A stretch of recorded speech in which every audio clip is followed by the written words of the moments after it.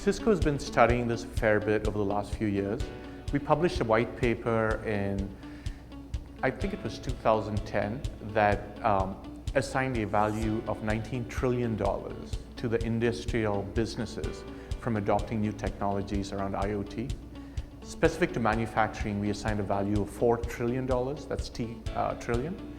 And the four major use cases that we saw for IoT that manufacturers can derive benefits is number one, automation, number two, supply chain, number three, R&D, and number four, mobility. So those are the four main values manufacturers can derive from IoT.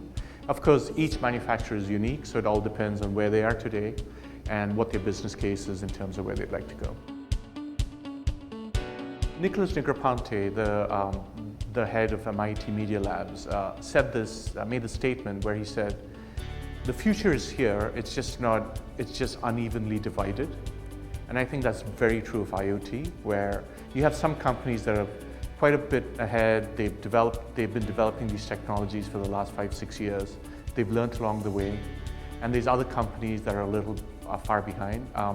Our previous CEO and chairman, John Chambers, actually came out publicly at the IoT World Forum last year and presented data that showed that over 25% of Fortune 500 companies are not going to be in business over the next 10 years because they haven't adapted soon enough.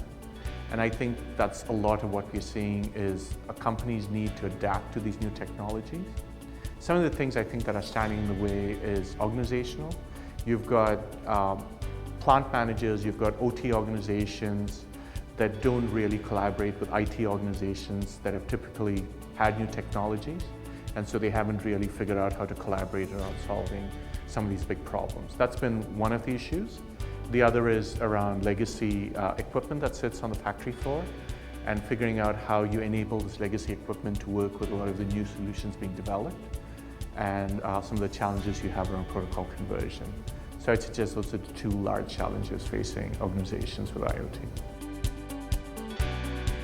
I love how much presence there's been of manufacturing customers.